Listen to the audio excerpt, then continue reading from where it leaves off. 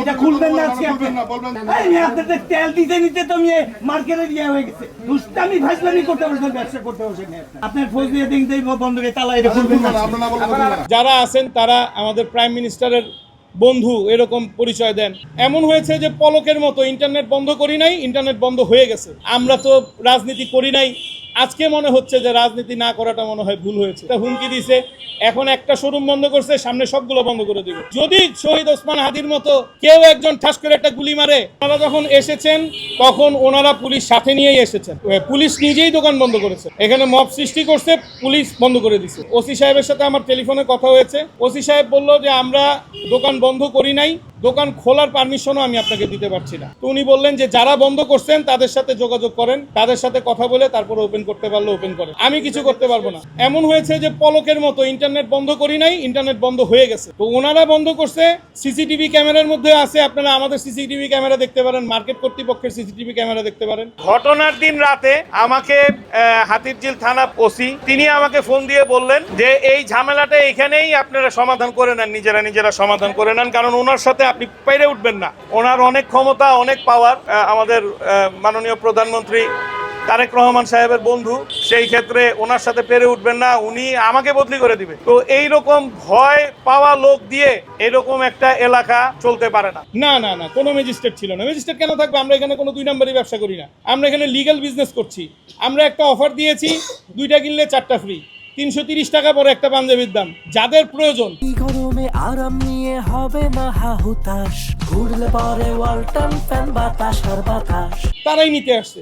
এখন আমার যে কাস্টমার তারা কখনোই প্রিন্স আর কিংসের থেকে কিনবে না, আল মোস্তাফা থেকে কিনবে না, কারণ তাদের পয়সার অনেক মূল্য, তারা অনেক কষ্ট করে ইনকাম করে। সুতরাং তারা তাদের কাছে যাবে না, তাদের কাস্টমার বেজ আলাদা, আমার কাস্টমার বেজ আলাদা। আমার কাস্টমারও তাদের কাছে যাবে না, তাদের কাস্টমারও আমার কাছে আসবে না। তো তারপরও তারা একটা আক্রমণাত্মক পরিবেশ তৈরি করে পুরা মার্কেটের, তাদের স্টাফ সহ, তারা প্রত্যেকটা ব্যবসায়ী সহ, আরও কিছু বাইরের লোকজন সহ তারা আসছে। এবং আমরা সবসময় একটা আতঙ্কে থাকি, যারা আছেন তারা আমাদের প্রাইম মিনিস্টারের বন্ধু এরকম পরিচয় দেন। প্রাইম মিনিস্টার তাদের কাছ থেকে কেনাকাটা করে দামি দামি কাপড় চোপড় কেনে। তা আমরা এই পর্যন্ত প্রাইম মিনিস্টারকে এত দামি কাপড় পরতে দেখি নাই। আমরা প্রাইম মিনিস্টারকে দেখছি সাধারণ মানুষের মতো সাদা একটা শার্ট, কালো একটা প্যান্ট পরে। আপনারা তো তাই দেখেছেন। যেই মানুষ একটা সাধারণ সার্জনকে ডাক দিয়ে ঈদের জন্য সে কোলাকুলি করতে পারে, সেই মানুষ এত ডন লেভেলের লোকজন তার বন্ধু থাকবে, আমি এটা বিশ্বাস করি না। সম্ভবত প্রাইম মিনিস্টার জনাব তারেক রহমান সাহেবের নাম ভাঙিয়ে তারা খাচ্ছে। আপনি দেখেন আমার মোবাইল ফোন আমি ফ্লাইট মোড দিয়ে রাখছি। কেন ফ্লাইট মোড দিয়ে রাখছি? কিছুক্ষণ আগ পর্যন্ত আমাকে বলতেছে যে এই সাংবাদিকরা তো কালকে থাকবে না, পরশুদিন তুমি কি করবা। বিভিন্ন সময় বিভিন্ন ব্যবসা বাণিজ্য করে আসছি একের পর এক। ঢাকা ফোনের আমল থেকে ঢাকা ফোন বন্ধ করে দিয়েছেন, মির্জা আব্বাস সাহেবের ছিল দেখে। ঢাকা ফোন বন্ধ, ন্যাশনাল ফোন বন্ধ, র্যাঙ্কসেল বন্ধ, পিপলস সেল বন্ধ, সিটি সেল বন্ধ, এগুলা প্রতিনিয়ত আমরা করে আসছি। ব্যবসায়ীদের ব্যবসা করার মতন পরিবেশ এই দেশে এখনো তৈরি হয়নি। আইনি পদক্ষেপ গ্রহণ করব কিভাবে? যেখানে পুলিশ আমাকে বলতেছে ফোনে যে আপনার ব্যাপারে আধা ঘন্টা আমি যাচাই বাছাই করছি, আধা ঘন্টা আপনার ব্যাপারে সব ইনফরমেশন গ্যাদার করে আপনাকে আমি ফোন দিছি। তো একজন থানার ওসি যদি আমার মতো একজন সাধারণ ব্যবসায়ীকে ফোন দিতে গিয়ে আধা ঘন্টা তার সময় লাগে আমার ব্যাপারে ব্যাকগ্রাউন্ড চেক করতে, সেই লোকের কাছে আমি গিয়ে আইনি সহায়তা কি পাবো? সেই লোকের কাছে তো আমি সহায়তা পাবো না। আমার এক পরিচিত, সে আমাকে বলল যে যদি এই প্রিন্স আর কিংসের মালিকের বিরুদ্ধে তুমি সাধারণ একটা জিডিও করতে পারো, আমি হাতে চুরি করবো। সেও অনেক বড় নেতা, বিএনপির নেতা। তো এত কিছু শোনার পরে আমরা তো ভাই ব্যবসা বাণিজ্য করি, আমরা ডাল ভাত খেয়ে বাইচা থাকি, আমরা তো রাজনীতি করি নাই। আজকে মনে হচ্ছে যে রাজনীতি না করাটা মনে হয় ভুল হয়েছে। এই সিন্ডিকেটের যে সদস্যরা আছে তারা আমাদেরকে একটা হুমকি দিছে, এখন একটা শোরুম বন্ধ করছে, সামনে সবগুলো বন্ধ করে দিবে।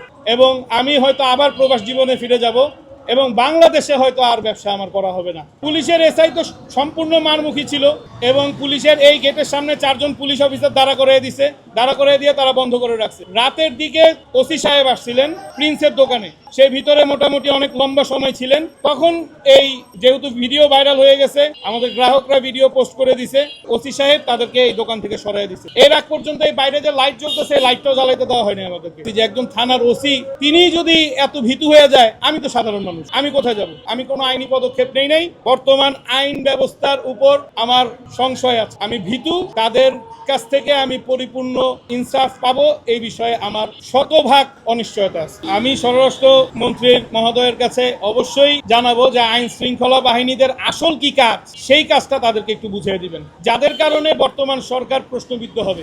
গরিব মানুষ কেনাকাটা করতেছে ঈদের আনন্দ করার উদ্দেশ্যে, সুস্থ মস্তিষ্কের মানুষ এই প্রতিষ্ঠান বন্ধ করতে পারে না। আমি তো বললাম, আমি মগবাজার মোড় থেকে আমি আসার সময় আমার গাড়ির গ্লাসের পর্দাটা উঠে নিয়ে আসছি, কারণ যদি শহীদ ওসমান হাদির মতো কেউ একজন ঠাস করে একটা গুলি মারে, আপনারা হয়তো 2-4 দিন মনে রাখবেন শহীদ ওসমান হাদির মতো, যে আমি কিছুদিন দেখবো, যদি দেখি যে না আমি তাদের সাথে কুলায় উঠতে পারছি না, সেক্ষেত্রে আমি আমার প্রতিষ্ঠান বন্ধ করে দিই।